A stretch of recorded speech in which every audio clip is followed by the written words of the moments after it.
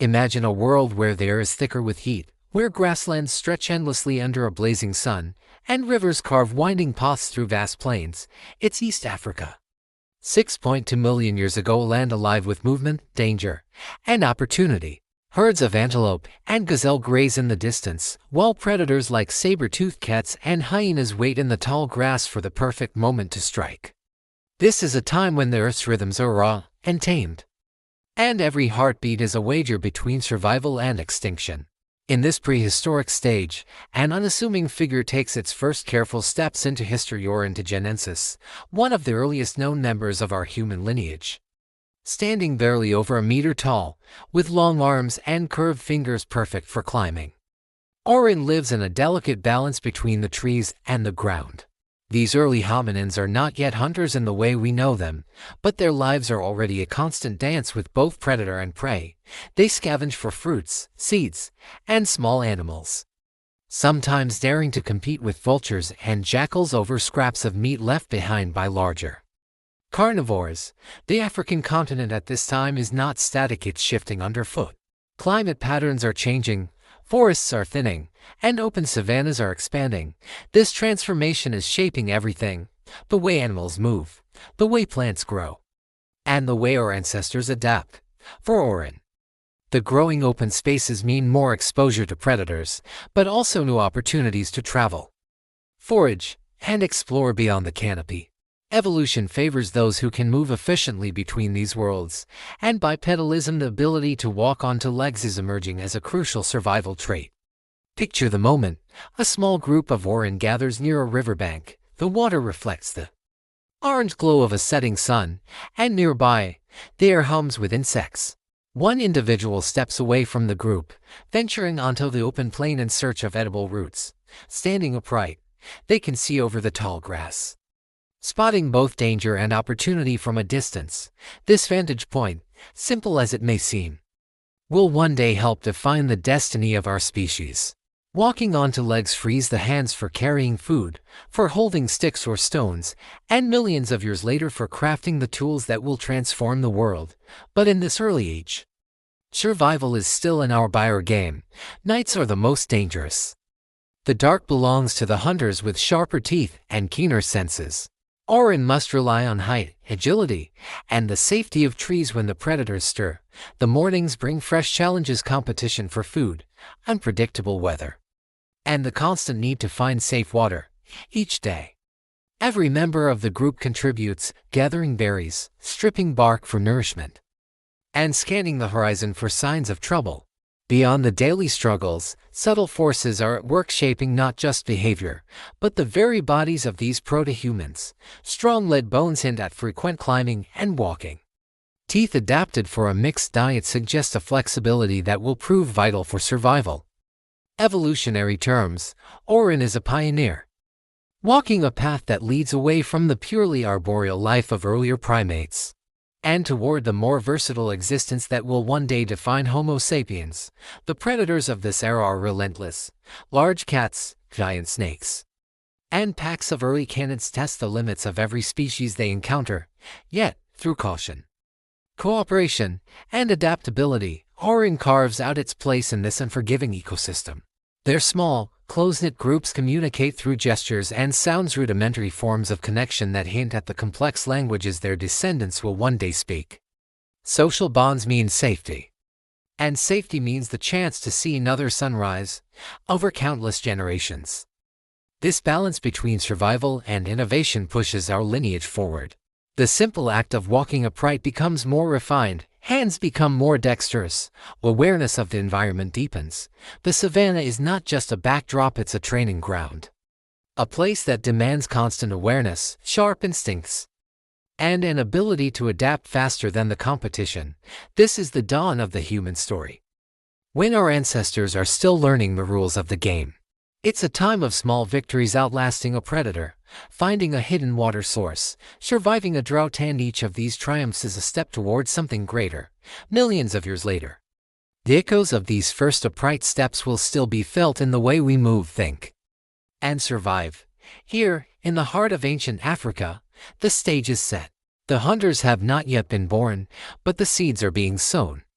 Evolution is quietly working, shaping bone and muscle, mind and instinct, for the challenges that lie ahead. From the wrestle in the grass to the glow of the horizon, every moment is both a risk and an opportunity. And in that delicate balance, the first sparks of the human spirit are beginning to glow.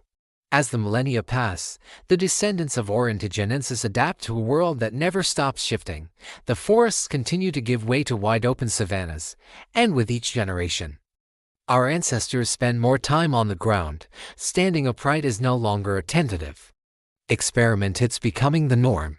Their legs grow stronger, their strides longer, and their eyes scan the horizon with a new kind of purpose. The savanna is a place where survival depends on seeing danger before it arrives, and the ability to spot a predator or a distant waterhole can mean the difference between life and death. But life on the open plain comes with a new set of challenges. Food is scattered, and it's no longer enough to simply forage. Small animals, lizards, rodents, even bird eggs become valuable additions to the diet. Insects, too, provide essential protein. It is in this constant search for nourishment that a shift begins to take shape. Our ancestors are learning to track. They start to notice patterns, footprints in the dirt, broken twigs, the rustle of disturbed grass. These early observations are the first steps toward the hunting strategies that will one day define our species. The open landscape also demands new strategies for safety. In the trees, an individual can scramble to safety in seconds, but on the plains, escape often depends on working together. Early hominin groups form tight social circles, keeping the young at the center and placing the most watchful individuals on the edges. They communicate through sharp calls, hand signals, and body posture warning of danger, guiding one another toward food, or simply maintaining group cohesion during long treks. This social cooperation, still in its infancy, is one of the most important evolutionary tools our lineage will ever develop. Predators remain a constant threat. Packs of ancestral hyenas roam the grasslands, scavenging and hunting. Saber-toothed cats stalk the edges of herds, their powerful limbs ready to spring. Even massive crocodiles lurk in the rivers, waiting for an unwary drinker to step too close. To survive here requires more than strength, it demands foresight, adaptability, and the ability to act as a unit. Over time, these traits are refined. The group learns to move in ways that confuse predators, to stand their ground when intimidation works, and to retreat in an orderly fashion when the odds turn against them. Seasons bring their own trials, and the rainy months, rivers swell, grass grows tall, and fruiting plants offer temporary abundance. But in the dry season, the land becomes brittle. Waterholes shrink, and competition intensifies. Our ancestors must travel farther, riskier distances to find what they need. During these journeys, they encounter other groups, sometimes peaceful, sometimes hostile. These encounters teach valuable lessons: how to negotiate for shared access to resources, and when to defend territory. Somewhere in these endless cycles of scarcity and plenty, another quiet revolution begins. The hands that once only gathered now experiment with using object stones to crack open nuts, sticks to dig for roots, or disturb insect nests. These are not yet tools in the formal sense, but they are extensions of the body, hints of the ingenuity that will one day allow humans to reshape the world. The more our ancestors manipulate their environment, the more their brains adapt to handle complexity. Problem solving becomes second nature, and this mental flexibility lays the foundation for everything to come. In the evenings, when the heat fades and the sky turns a deep violet, the group gathers. They rest in the safety of elevated branches or among dense thickets, grooming one another, reinforcing bonds. These moments of calm are more than just relief from danger, they are the threads that weave the group together. Strong bonds mean mutual defense, shared resources, and a higher chance of survival for the next generation.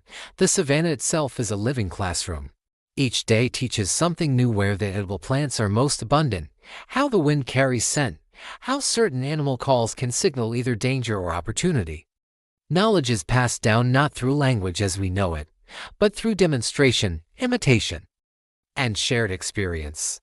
This transfer of survival skills ensures that the group's hard-earned wisdom does not vanish with the passing of individuals, and slowly, through thousands of years, These small changes accumulate. The legs that first carried Orrorin hesitantly across the grasslands are now steady and enduring. The eyes that once scanned for danger now also search for opportunity. The hands that reached for fruit now grip stones and sticks with purpose. The minds that once reacted now anticipate. We are still far from the organized hunts of later human species, far from the shaping of stone into blades and points, but the roots of those abilities are herein. The alertness of a mother watching the tree line, in the cautious steps of a scout reading tracks in the dust, in the cooperative vigilance of a group that understands its survival depends on unity. This is the long prelude to the hunter's rise. Here, under the relentless sun of ancient Africa, every day is training. The predators sharpen their claws, and so our ancestors sharpen their minds. The land offers no mercy, but for those who can adapt, it offers something more precious, a future. The transformation from wary foragers to purposeful hunters does not happen in a single lifetime. It is the slow, patient work of evolution, written into bone, muscle, and instinct over millions of years. By now, our ancestors have become more confident in their movements across the open plains. They can walk for hours under the unrelenting sun, tracking the faint signs left by other animals. Each step is measured, each pause intentional, as they begin to understand the rhythm of the land and the creatures that share it. The savanna, with its scattered trees and endless horizon, demands strategy. There is no hiding from predators here, only the ability to anticipate them. Small groups move like living units, reading the behavior of grazing herds, listening for alarm calls from birds, and noting the sudden silence that means something dangerous is near. Over generations, this awareness becomes instinctive. Eyes grow keener, hearing sharper, and minds quicker to connect cause and effect. It is in this heightened state of awareness that the seeds of planned hunting are planted. It begins simply with opportunity, a weakened gazelle struggling to keep up with the herd, a bird flushed from its nest, or a stranded fish in a shrinking pool. These moments teach our ancestors the value of timing. They learn that not every chase must begin immediately. Sometimes the best chance comes from waiting, watching, and striking when the moment is right. The earliest hunts are clumsy, relying more on persistence and luck than precision. But every attempt teaches something new. The hands, now free from the work of walking, become tools of innovation. Stones are chosen for their weight and shape, sticks for their length and sturdiness. A branch might be sharpened against a rock to pry open termite mounds or flush small animals from hiding.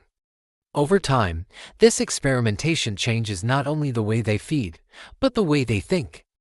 They begin to see the environment not just as something to endure, but as something to manipulate. This mental shift, seeing possibilities where before there were only obstacles, is one of the most profound in our evolutionary journey. Social bonds grow even more critical. Hunting, even in its earliest and simplest form, benefits from coordination. One member might flush an animal toward another, or a small group might surround a slow-moving prey. Success is celebrated and shared, reinforcing the idea that cooperation brings greater rewards than solitude. These shared meals also strengthen social ties, ensuring that knowledge and experience are passed along. A young observer learns by watching an elder's patience, by noting the subtle signs that signal when to approach and when to hold back. But with hunting comes risk. Injuries from larger animals, falls during a chase, or competition from other predators can end a life quickly. The savanna offers no guarantees, and every gain is balanced against the possibility of loss. This constant tension sharpens survival instincts and hones the group's ability to assess danger in the moment. They learn to recognize when a hunt is worth the risk and when retreat is the wiser choice. In the evenings, as the red glow of the sunset bleeds into the sky, the group gathers again, tired, fed if fortune has favored them, hungry if not. These moments, away from the dangers of daylight, are when the quiet work of the mind takes place. The day's events are replayed in gestures, sounds, and demonstrations. A successful tactic is repeated, a failed attempt remembered for what it taught. Slowly, the idea of hunting becomes more than chance. It becomes something they can prepare for. By the end of this long chapter in our history, our ancestors are no longer simply creatures reacting to the environment. They are beginning to influence it, to make choices that change outcomes. Their niche in the ecosystem is shifting. They are still prey to some, but they are becoming predators to others. This new role will demand even greater adaptation in the millennia to come, stronger tools, sharper strategies, and a deeper understanding of the balance between taking and giving back to the land.